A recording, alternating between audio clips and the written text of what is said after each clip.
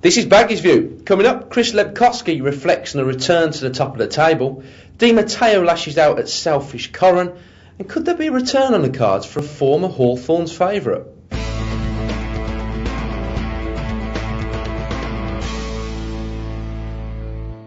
Hello and welcome to Baggies View. As ever, I'm joined today by Chris Lepkowski to talk all things Albion. Welcome, Chris. Hi.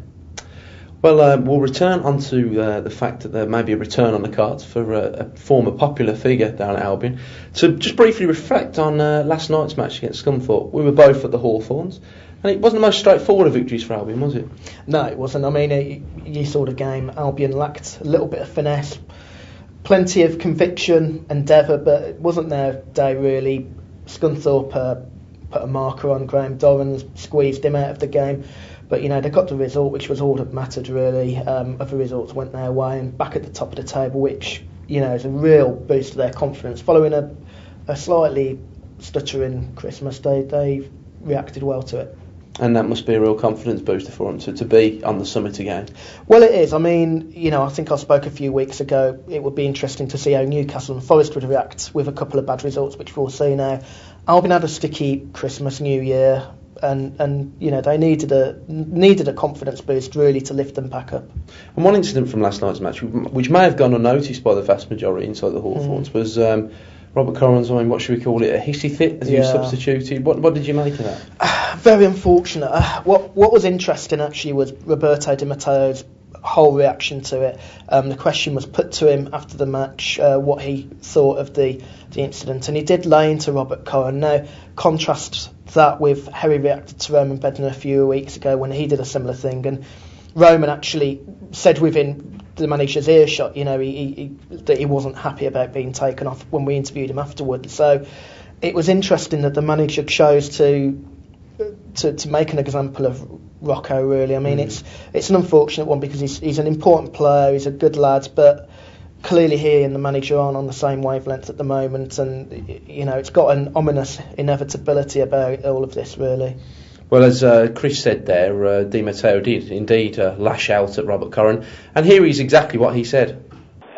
You know, we had it before that the player wasn't very happy coming off, so it's kind of, you know, reaction when you're still maybe full of adrenaline in your body, and it's about the team and not about the individuals. That's why I always say to them. So it's disappointing because I always believe that it's a selfish act. Yeah. Because, you know, you're disrespecting the player that's coming on. He trains us out. The one on the bench, it doesn't mean that they're on the bench because they're not good players or not as good. They're there because we can, you know, start with 11, and we've been rotating the squad and utilising everybody. And it's a bit of a selfish act, right, really, you know, thinking you should think about the team, not about yourself. Well, now it's time to turn on to your questions, and it seems that you've certainly been doing a bit of digging out there, because, Chris, we've had emails from Brian in West Bromwich and Martin in London, who seem to have been picked up with some rumour about a possible return for a certain Jason Kumas. Is there any truth in this? Well, Albion are looking for an attacking midfielder. It's one of the loans they want to use up. Jason has been mentioned. They haven't spoken to Wigan yet, but he is one of the names on the table. Obviously, they know him well at West Brom, the hierarchy. They got on well with him. They liked him. There is a chance of it happening. I'm not saying it will happen because there are other names in the pot, but yeah, I wouldn't rule it out just yet. Well, there's certainly a bit of exciting news for all you Albion fans, and of course, you've all got now to look forward to the FA Cup away at Reading. And surely a chance for Di Matteo to rest a few senior players.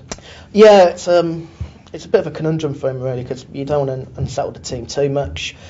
With a couple of the big clubs going out, it does open up the FA Cup draw. You're only 1 game away, 2 games away, potentially from being in the final 4, really, in a place at Wembley. So it's going to be a tough one for him, really, to decide what to do. I think we might see 1 or 2 changes, but they've got a good chance against a Reading team who have struggled a little bit this season. They've had a good cup results, but as we know, Albion are very strong away from home. So, okay, Chris, well, thanks for joining us today, and thank you for watching. We'll be back the same time next week. Thanks, and we'll see you soon.